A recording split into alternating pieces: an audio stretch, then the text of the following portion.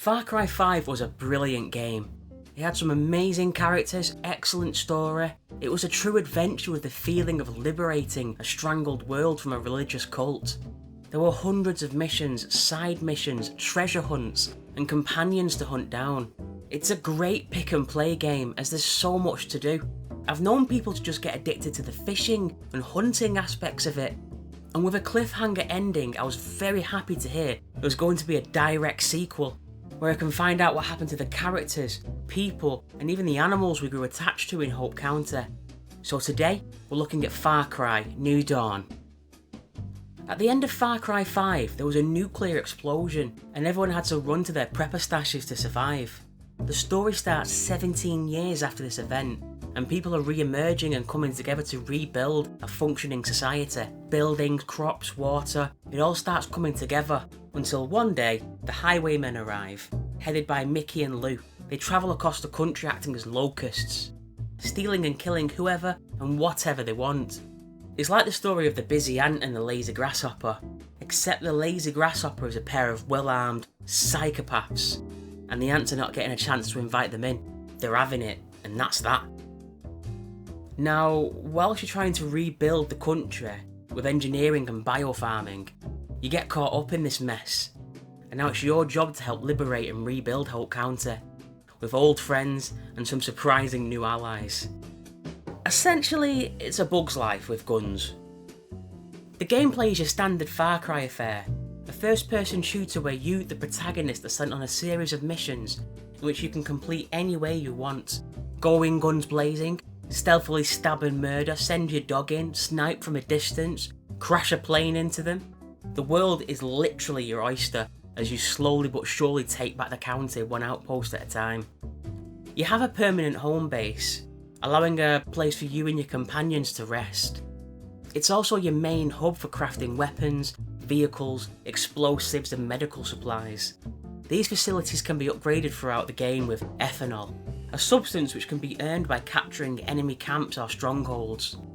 Once these are upgraded, you receive either the ability to craft higher tier equipment, or passive bonuses that make you or your companion stronger. There's still weapon crafting, but now there's a tier system, meaning there's more of an RPG feel. It just means whenever you upgrade your base, it's worth having a cheeky look at what new toys are available. Personal favourite has to be the Blood Dragon recurve bow. Kills most in one shot and decimates the stronger opponents. Plus, it glows. Enough said. During the game you also get a set of supernatural abilities, a gift from New Eden, meaning you can double jump, you can become harder to see and noticed by enemies by phasing like a ghost. You can also wrath out, meaning for a short time you become incredibly strong, hulking out essentially. The only problem with these is they aren't very well utilised. They feel out of place and forced in. You can almost see the crowbar scratches where the game was plied apart. It's almost as if the developers knew the gameplay seemed repetitive so it needed a gimmick. Like in the previous games, you can acquire companions to watch your back. It might just be me, but they seem so flat and lifeless compared to previous games. Plus they're always on their backs, dying. But there is one companion who is amazing and life-changing. Horatio the Warthog. You can have a pig best friend. Yay! 10 out of 10, best game ever. Shame most other companions are useless. Nana's great, she'll shoot the eyebrows off a fly, but I swear a strong breeze will knock her over. A true elderly glass cannon. I kind of like the dog Timber, because he marks people from a distance and finds items, but that's it. I rarely use anyone else. But when you have crispy bacon, why settle for less? Hope County is still as beautiful as ever, albeit with a more overgrown post-nuclear explosion feel. Wild grass and beautiful flowers now run through the area, giving an already national park a dense, lush and almost abandoned sensation. A good system in 5 to show off the area with a clutch Nixon missions. Time trials that sent you around the county in a multitude of vehicles, and they were fun, but nothing like this in New Dawn. In fact, the vehicles were a bit pointless.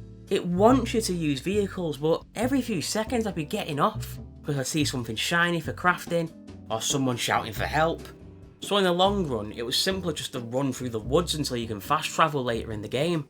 There are still gorgeous mountains and peaks to climb and wingsuit off of, but I feel like there's less reason to go up there in this game. There were missions in the previous game and prepper stashes that forced you up the mountains so you can enjoy the splendour, so you can parachute and wingsuit off them and have fun. But now they're just window dressing, they're only there because it's the same map. The cons outnumber the pros in this game. It's fun to liberate settlements, but then to pad out the game, you can let them go again and recapture them for more ethanol. Which is an important resource, but once you've done this to about half available settlements, you don't need any more. I have everything unlocked. I have the strongest weapons I need, and everyone's dead. I can hunt the mutated legendary animals, but you can take these down with basic equipment.